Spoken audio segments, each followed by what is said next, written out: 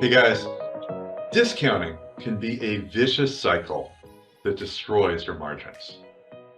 If you do sales too frequently, your customer might not buy without a sale.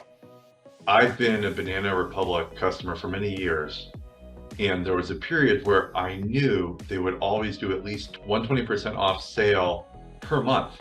And so I wouldn't buy until I got that email. And so what they had done was they had trained me to wait for that discounting email. And at some point I wouldn't act without it. So you don't want to get into that. You want to drive a lot of sales at your regular prices. What are the alternatives here? Let's think about it. Okay, so what is a sale? A sale is just a reason to buy. So we need some alternatives to give people reasons to buy soon. So here are some alternatives for you today. 3 ideas to running sales and discounts. First idea, use your inventory itself to drive urgency. If a product is going out of stock, right, you're running low on something, let people know, hey, there are only a couple of these left, get them now.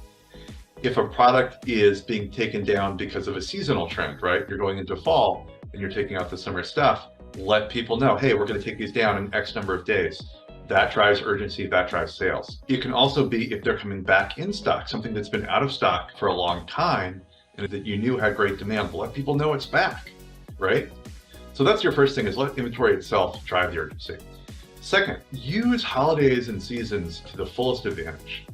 So we all know the basics ones. You definitely want to make sure each season, hey, fall is coming up. What are you going to do to get your new fall outfits and shoes together? But there's also a lot of other stuff you can do to kind of like go one level deeper, have other interesting reasons for urgency. Tie it to calendar events.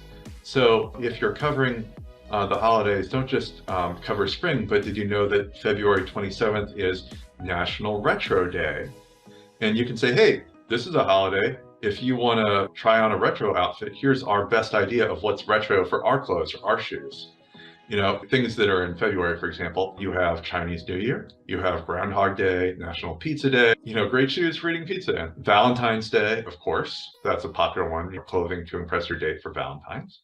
So you can, if you Google e-commerce holiday calendar, that will give you a lot of good ideas that are alternatives to running discount strategies. And the last thing to maybe think about to get you spark some ideas is shop the look, which is really creating lookalikes from your inventory based on what celebrities or sports figures are wearing. And trends are things that don't last that long. And so people need to like hop on the trend to get the item to match what's out there. So that's another way to drive urgency. So those are 3 things you can do using your inventory levels, tying it to holiday and seasonal and obscure holiday events, and shopping the look to give you other reasons to be with your customers so you don't always have to be doing discounts. All right, guys, see you next time.